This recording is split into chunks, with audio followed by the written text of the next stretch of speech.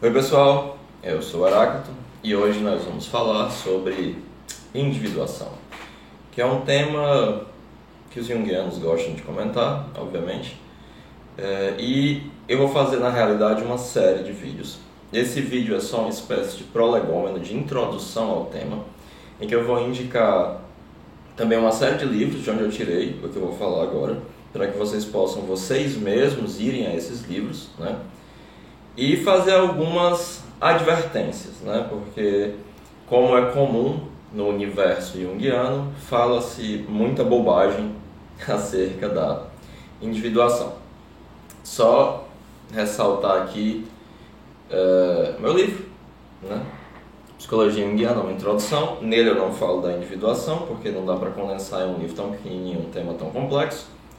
Mas eu falo do método dialético, né? O último capítulo é justamente sobre o método clínico do Jung, que ele chamava de método dialético. Hoje eu não estou em casa, eu estou aqui na minha empresa, o Instituto Dédalus, né? Onde acontece a minha pós-graduação em Psicologia Junguiana, né? Que eu criei e coordeno, né? Algumas pessoas que assistem os meus vídeos já começaram até a estudar comigo. O Álvaro, de Recife, o Alisson, que é aqui do interior do Ceará, de Juazeiro do Norte, né? Então a coisa tá... Algumas pessoas passaram de alunos virtuais para alunos reais, né? Mas começando, eu vou aqui dizer para vocês de onde eu estou tirando. Eu botei numa mesinha que balança, né, os livros, né? Terrível. O que eu vou falar? Eu vou tirar do tipos, do verbete individuação. O Arquétipos e Inconsciente Coletivo tem um capítulo, né, sobre individuação chamado Consciência, Inconsciente e Individuação, e do livro Desenvolvimento da Personalidade, justamente do capítulo denominado da formação da personalidade. Além disso, uma outra fonte que eu estou utilizando, mas que eu não estou com ela aqui, é O Homem e Seus Símbolos, o capítulo da Marie-Louise von Franz, né? Só o dele do Jung presta, os outros pela madrugada.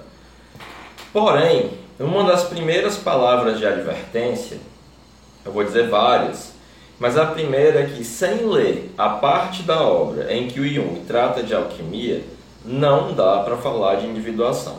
Então você, meu amigo e minha amiga, que é estudante de psicologia, e aí às vezes você teve uma cadeira de psicologia, eu mesmo ministro na graduação em psicologia, uma disciplina que eu mesmo criei, né? Eu crio muitas coisas, de psicologia junguiana, introdução à psicologia analítica, né?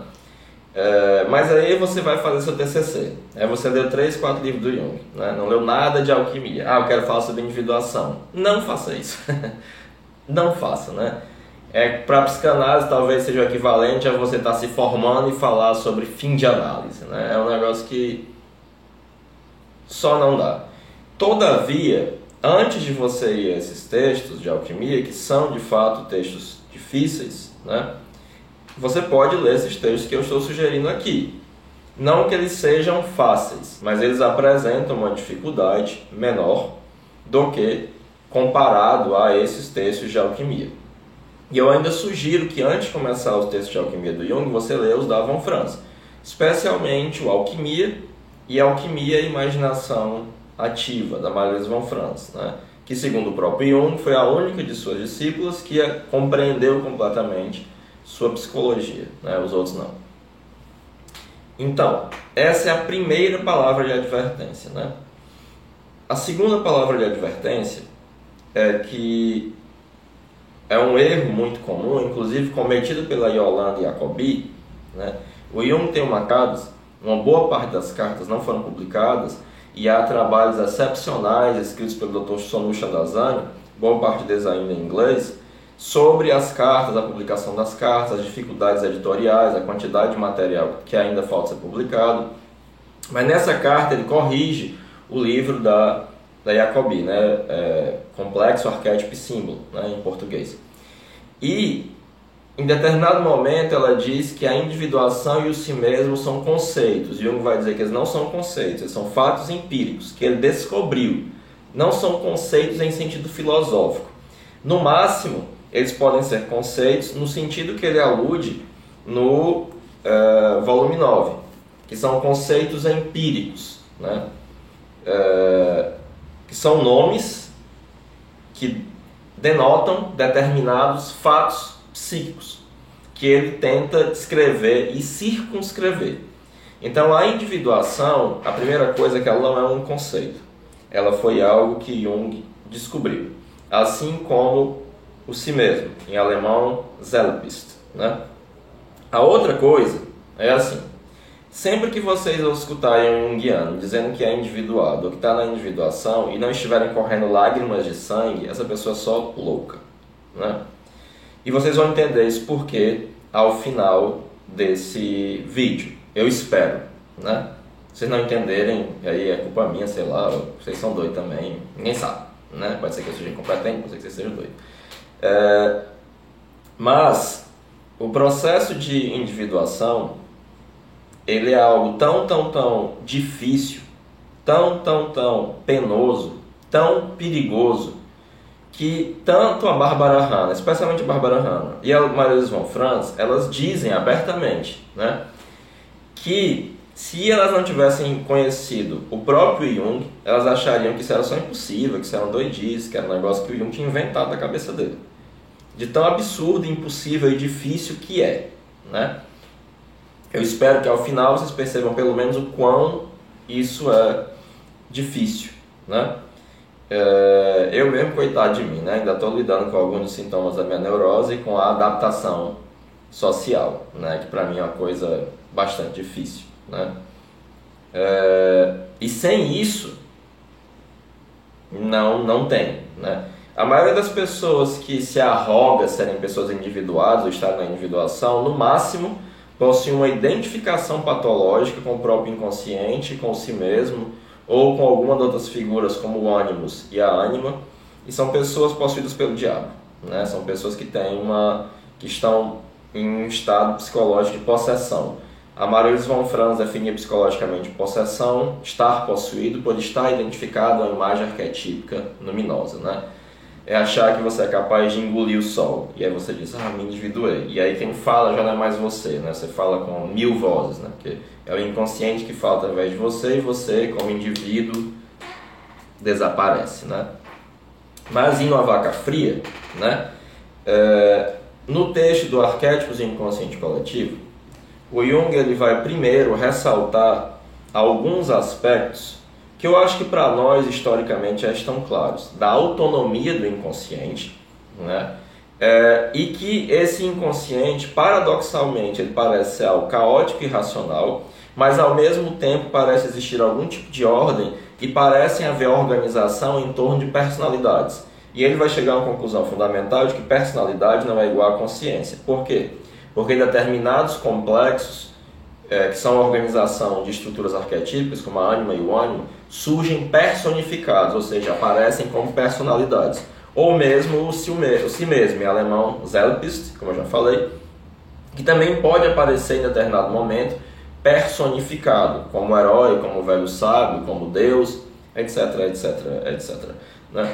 E, havendo essa autonomia, ele vai também ressaltar que o eu não é o centro ou totalidade da personalidade, e o dado fundamental que nós podemos extrair, né, além de logo no começo ele trazer uma definição muito elegante e muito sucinta, que individuação é o processo que faz o aparecimento de um indivíduo psicológico, no sentido de indivíduo, né, que ele vai complementar aqui na definição do verbete individuação do tipos, que trata-se da separação da primitiva identidade arcaica, né, da diferenciação com relação à participação mystique, né, aquele estado de identidade em que não há relação individual, mas que eu espero sempre encontrar a validez universal do meu inconsciente nos outros, não é? Ele também traz algo de fundamental, que é um paradoxo terrível presente na individuação. Porque tanto a consciência quanto o inconsciente eles têm validade e direito à existência. E a consciência ela tem o direito de lutar pela sua racionalidade e organização, assim como o inconsciente tem direito ao aspecto caótico e racional de vida que ele representa. Logo, o processo analítico, né, e o Jung define analítico de duas maneiras complementares. Analítico é todo aquele processo que leva em consideração a existência de um inconsciente psíquico e não é sugestivo. E analítico é tudo aquilo que resulta do embate, do confronto, do Auseinandersetzung, em alemão, entre a consciência e o inconsciente, né?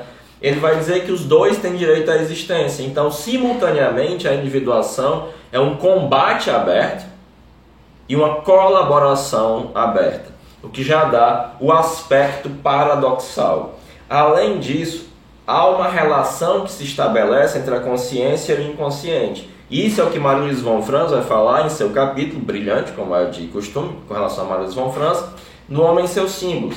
E aí ela vai falar de duas categorias de individuação, stricto sensu e lato sensu. Pois a relação que se estabelece entre a consciência e o inconsciente, ela é compensatória. O Jung vai supor, através de fatos empíricos, a existência de uma espécie de homeostase. Por isso que muitas vezes a individuação surge representada simbolicamente como um crescimento vegetal, como um crescimento vegetativo, como uma árvore que se você plantar, ela vai crescer sozinha ali. Nesse sentido, nesse simbolismo vegetal, nesse númen vegetal, a individuação representa pura e simplesmente a homeostase psíquica ordinária. A individuação lato sensu, a lato sensu é que é essa da árvorezinha. Stricto sensu é quando há uma participação ativa da consciência no processo de individuação. E aí entra justamente a contribuição que ele vai dar em um texto que eu considero fundamental, que é esse aqui, do Desenvolvimento da Personalidade, que tem muitas coisas fundamentais, eu realmente sugiro que vocês leiam. Salvo engano, é justamente aqui um dos pontos em que ele explica melhor o abandono do método freudiano de associação livres e a utilização do método sintético, ou seja, das associações e das amplificações na verdade. Mas aqui ele vai falar que o desenvolvimento da personalidade ele não acontece assim, ao Deus dará. Não. A primeira coisa é que há a necessidade. O processo de individuação é um processo tão duro, difícil e perigoso que sem a necessidade ele não passa de individualismo, ou seja, uma acrobacia da vontade. Não tem nada a ver com a individuação. Sem a necessidade, sem que haja uma profunda necessidade, ou seja, eu sou junguiano, estou sobre individuação, vou me individuar. Não, você é só uma pessoa louca, né? Não é isso. Sem que você esteja com a neurose aberta, sem que haja um problema muito grande na sua vida, sem que haja uma série de fatores que demandem você precisar se voltar para isso não vai acontecer. A não ser com a acrobacia da vontade, que nada tem a ver com individuação e não passa de vulgar individualismo, né? Outro aspecto disso que ele fala, e quando você se mete a fazer isso, a primeira coisa que você vai sentir é medo e isolamento, né?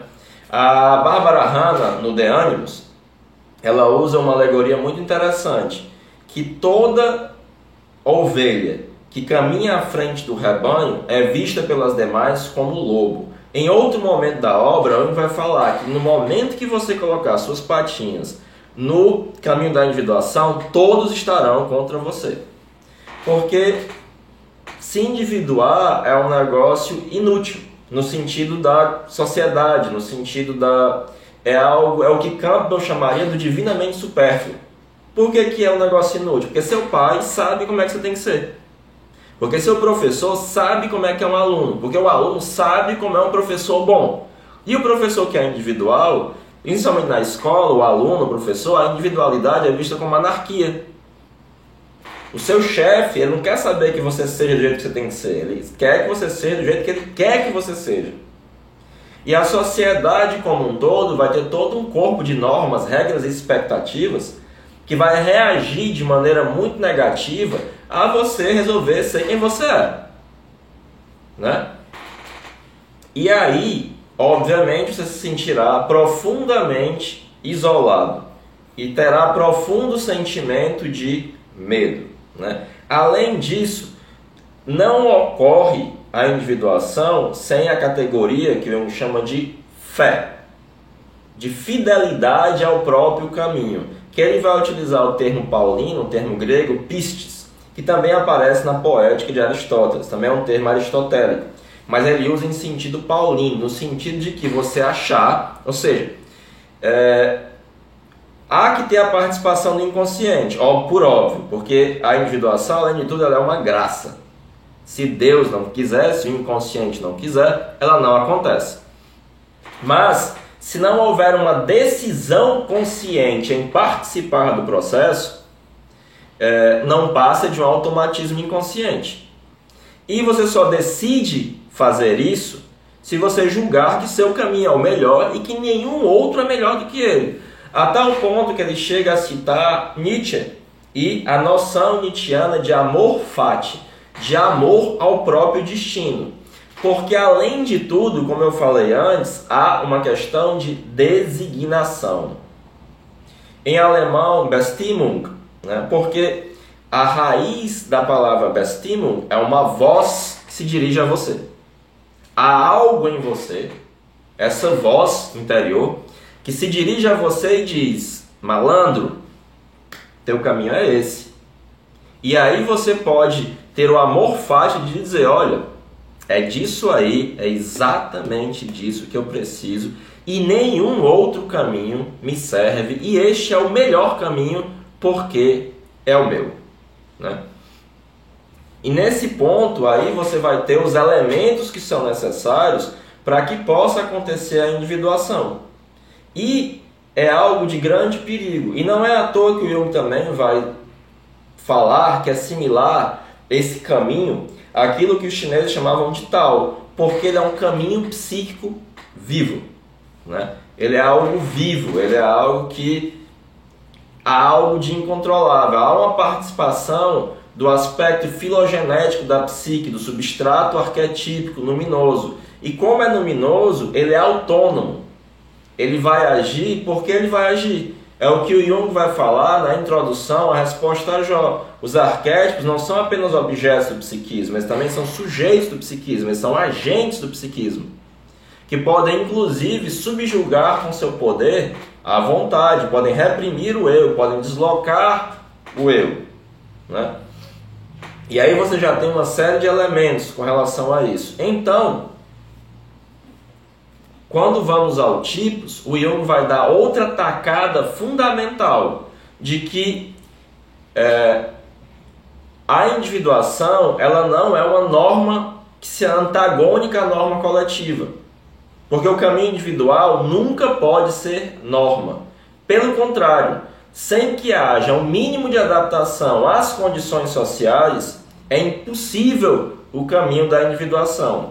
O Jung, quando passou aquele tempo fazendo as imaginações ativas que o levaram a descobrir a individuação, ele muitas vezes achava que ele estava enlouquecendo. E ele só não enlouquecia de verdade porque tinha uma hora que ele parava e pensava: olha, eu tenho uma família, eu sou médico e eu sou capitão do exército suíço. Ou seja, ele tinha raízes na realidade. A fantasia, ela não é uma panaceia, ela não é só uma coisa boa. Como tudo aquilo que é genuinamente anímico, ela é como o Deus Janus Bifronte. Ela olha para a esquerda e para a direita ao mesmo tempo. Então a fantasia também pode ser um veneno. Ela também pode simplesmente lhe siderar, como acontece com a maioria dos junguianos malucos, e lhe jogar em um mundo de fantasia em que você vai concretizar o inconsciente e ali você será um iluminado, porque você está identificado com essa personalidade superior. Só que aí a sua individualidade se perde, você se torna um ser exclusivamente coletivo, né? Então, se você não for médico, tem uma família, nem capitão do exército suíço, ou seja, tiver o equivalente disso como raízes na vida, né, na realidade, você é só uma pessoa louca que, da sua cabeça, porque você é um individualista maluco, resolveu fazer um negócio que é terrivelmente perigoso, né? E, obviamente, esse processo é um que cheira a loucura, porque esse é um dos riscos de você se meter a fazer isso. Um dos riscos é de você ficar doido. Eu não estou falando loucura aqui o tempo inteiro só para xingar as pessoas, não. Tem uma razão epistêmica e prática. Eu estou falando em doidice, em loucura, em insanidade aqui, né? Então, o dado fundamental que o Jung vai colocar no Tipos é que, sem uma adaptação mínima às condições vigentes da sociedade, o processo de individuação ele é da ordem do impossível. Além disso, se o inconsciente não quiser, ele também é da ordem do impossível, né? Você não tem como forçar os deuses a lhe ajudarem. Ou eles lhe ajudam ou eles não lhe ajudam, né?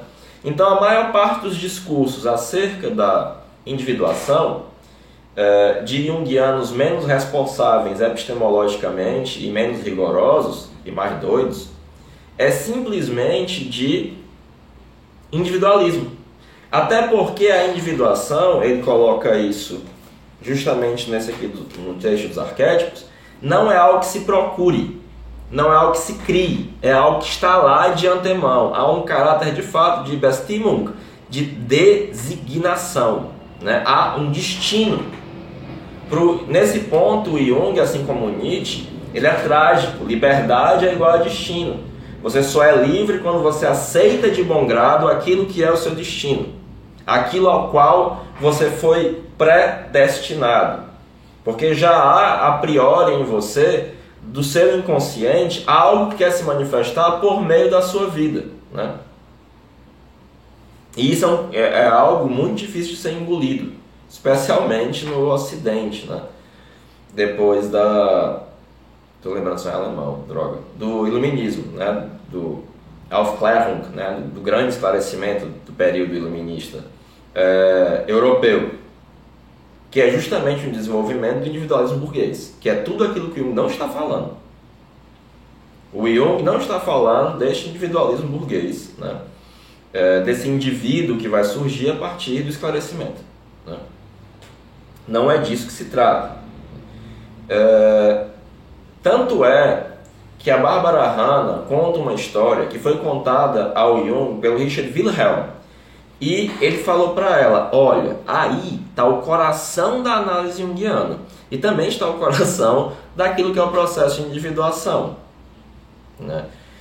O Wilhelm contou para ele que vivia na cidade de Shandong um fazedor de chuva. E na cidade de Qiaqiu, na China, estava tendo uma seca horrorosa. E aí chamaram esse cara. Quando esse cara chegou, ele só disse o seguinte: construam para mim uma barraca nos limites da cidade, nos arredores da cidade, e não me perturbem. Só levem a comida para mim. E ele passou 3 dias lá. No 4º dia choveu, uma chuva tão intensa que choveu até granizo. Quando ele soube disso, o Wilhelm foi lá e foi conversar com o cara. E ele perguntou, como foi que você fez chover? E ele respondeu, eu não fiz chover. Ninguém consegue fazer chover. Ele disse, olha, mas estava uma seca. Você foi lá e choveu. Ele disse, não. Eu moro em Shandong, onde céus e terra estão em harmonia, onde tudo está no tal. Quando eu fui para lá, tudo estava em desarmonia. Aí eu fiquei em desarmonia. E eu precisei de 3 dias para voltar a ficar em harmonia e voltar ao tal. E quando eu fiquei em harmonia, choveu. E é isso. Né? O Jung vai comparar o tal, ele vai utilizar o tal como uma metáfora para um fluxo de vida genuína, um caminho psíquico vivo, né? E é justamente disso que se trata, de viver a partir do próprio centro, né? O pior é que é difícil botar isso em palavras. Sim. E quando foi que o Jung chegou à conclusão de que ele realmente não estava doido, que ele realmente não tinha uma psicose? Quando o Richard Wilhelm mandou para ele o segredo da flor de ouro. E tinha mandalas que eram quase idênticas às que ele havia pintado. Tanto é que ele cita as mandalas modernas no livro, são dele, né? Porque ele percebeu, olha só, eu não estou enlouquecendo. Existe um paralelo coletivo para isso. Existem pessoas que passaram por esse processo e o registraram sem preconceitos e sem um programa pré-fixado. Porque como é a individuação, é algo de original, não de único, mas de original, né? De novo, né? E Quando ele se volta para a alquimia, é porque os alquimistas, ao relatarem as suas próprias fantasias acerca da matéria, no fundo estavam relatando a fenomenologia do processo de individuação. E aí ele disse, nossa gente, eu não sou doido. Esse é um processo que acontece também em outras pessoas. Porque não existe um psiquismo puramente individual. Tudo aquilo que você espera que acontece no psiquismo de alguém, ele certamente existe de maneira geral, por mais louca que essa ideia pareça. Porque, como ele fala aqui no volume 9, não é possível que a única coisa que não tem uma longa história com relação à humanidade seja o psiquismo. Ao contrário, o psiquismo é um substrato filogenético que possui também uma longuíssima história, né? Bom, gente, isso são só os prolegômenos. O Jung também fala, justamente aqui no volume 9, que o eu inconsciente é uma espécie de descrição muito superficial do processo de individuação, porque esse processo é o processo de confronto e colaboração com o inconsciente. Por isso ele usa o termo Auseinandersetzung, né, que pode significar batalha, confronto, disputa judicial, diplomacia. Ele não tem é um termo quase intraduzível, né, como gosta de ressaltar a Barbara Hanna. Mas tudo isso aqui que eu falei não passa de prolegômenos a um assunto terrivelmente complicado, que tem uma fenomenologia muito complexa. Tanto é que o Jung, quando ele vai ressaltar os 4 estágios históricos da terapia, e que podem ser os estágios de uma terapia individuais, ele vai dizer, olha, ao processo de confissão, ao processo de esclarecimento, ao processo de educação, corresponde a Freud e Adler. O problema é que a psicologia do Jung subsume a de Freud e Adler, sem cair na unilateralidade, como ele explica no Tipos Psicológicos, né? A psicologia de Freud corresponde de maneira unilateral a uma psicologia extrovertida, enquanto a psicologia de Adler corresponde de maneira unilateral a uma psicologia introvertida. E ele subsume as duas porque ele percebe que as duas coisas têm validade, mas apenas validade relativa, né? E quando ele vai falar da contribuição dele, que é o processo de transformação, e ele chama de transformação justamente porque existe uma transformação mútua, tanto do médico quanto do paciente. Esse processo é aí que entra de maneira mais clara o método sintético que ele desenvolve, ou seja, o processo de amplificações, né? E pode aparecer a fenomenologia do processo de individuação, que o Jung reputava, ele falava que menos de 10% dos pacientes dele apresentavam essa fenomenologia que é típica do processo de individuação. Vejam que é algo difícil, vejam que é algo que não acontece a toda hora e com todo mundo o tempo inteiro. E não tem que acontecer. O objetivo do processo da análise não é a individuação, porque do contrário não seria individuação, seria algo que poderia ser induzido, seria algo... Tanto é que no Tipos ele fala que o processo de individuação tem muito a ver com aquilo que ele chamou de função transcendente, justamente pelo caráter simbólico e de união, né? E por ser algo que apresenta uma originalidade, um terceiro caminho, uma via até então inesperada de união entre a consciência e o inconsciente, né? É por isso que ele vai propor a irracionalização dos objetivos em análise. Nem o médico, nem o paciente sabem de antemão qual o objetivo de uma análise. Você vai lá, fica em harmonia e chove. É só isso e é tudo isso. Eu falo isso aqui, disso eu falo no último capítulo do meu livro sobre o método dialético, né? Eu vou deixar linkado aqui embaixo o link para a editora Duma, para quem quiser o livro físico, e para a Amazon. Desconsiderem a descrição que está lá na Amazon, não foi eu que botei aquilo. Eu já pedi ao pessoal da editora mudar, não tem nada a ver com o meu livro aquela descrição. E uma hora vai dar certo e eles vão mudar. Digam para as pessoas ignorarem também, só comprar o livro. E vou colocar também o link para o meu podcast. Esse vídeo ficou longo, mas eu espero que vocês entendam, né? Que é um tema complexo. E eu tirei o que eu falei aqui do Tipos, do volume 9, Arquétipos e Inconsciente Coletivo, e do volume 17, O Desenvolvimento da Personalidade, e do texto Amaryllis von Franz, que está no Homem e Seus Símbolos. E é isso, moçada. Deem um joinha, espalhem para os seus amigos, mostrem para os junguianos doidos. Não vai adiantar, mas pelo menos vão ter raiva. E é isso, é nóis. Muito obrigado. Esse é o primeiro de uma série. Vai aparecer com vagar, porque eu vou me dar o trabalho de reler um monte de coisa para fazer uma coisa realmente com substância. Mas vai dar certo. Muito obrigado. Valeu.